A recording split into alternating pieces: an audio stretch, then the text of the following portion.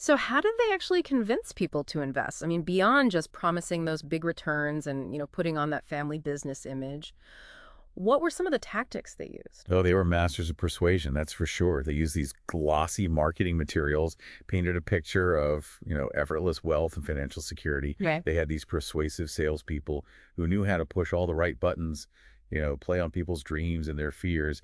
And of course, there was the constant lure of those sky-high returns, dangling the possibility of getting rich quick with minimal effort.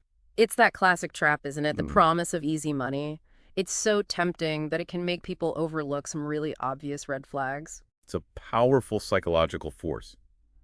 And that's why it's so important to be aware of these tactics and to approach any investment opportunity with a healthy dose of skepticism. Absolutely. But this isn't just about the 79th Group's leadership, right? You mentioned the idea of enablers earlier. Who else was involved in this and what roles did they play? Well, fraud on this scale, it rarely happens in a vacuum. There's usually a whole network of people or entities that, whether they realize it or not, end up giving these operations a veneer of legitimacy.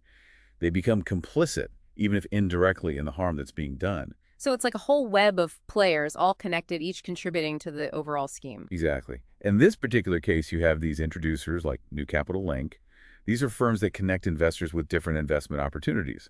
Now, you would hope that these introducers would be doing their due diligence, really vetting any venture before they recommend it to their clients.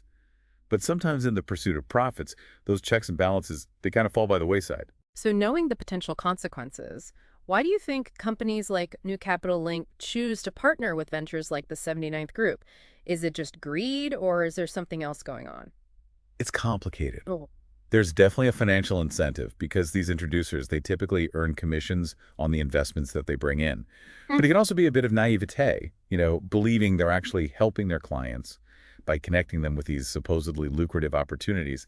And sometimes it's just plain old willful blindness, choosing to ignore the warning signs because it's easier or more profitable to look the other way. yeah, it's that age-old conflict between profit and ethics. Unfortunately, yes. Oh. And then there's that security trustee we talked about before, Castle Trust and Management Services Limited. Their collapse just adds another layer of complexity to all of this. Remember, their role was to protect the investor's interest, to act as an independent watchdog. Right. So their failure just raises even more questions about the level of oversight and accountability in the whole system. It really does. It makes you wonder if the watchdog isn't watching who is. Yeah, that's a pretty unsettling thought. It is. And then you have the involvement of law firms like JMW Group.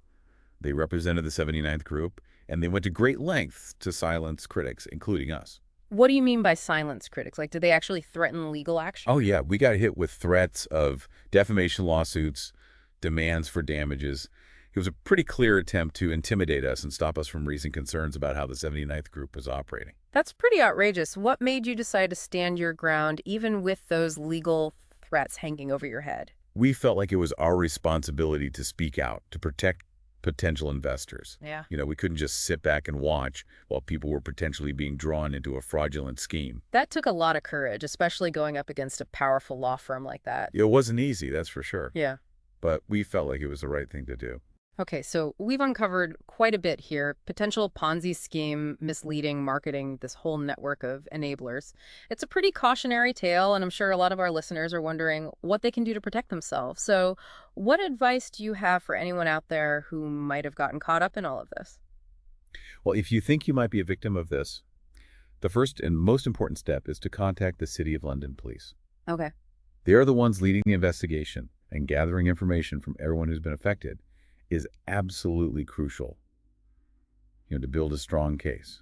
So reporting it is essential, even if it feels like a long shot or maybe the details seem small or insignificant. Absolutely. Every piece of information could be valuable. It all helps to put the puzzle together. And it's also really important to document everything you can, any communications transactions, any evidence you have of your involvement with the 79th Group.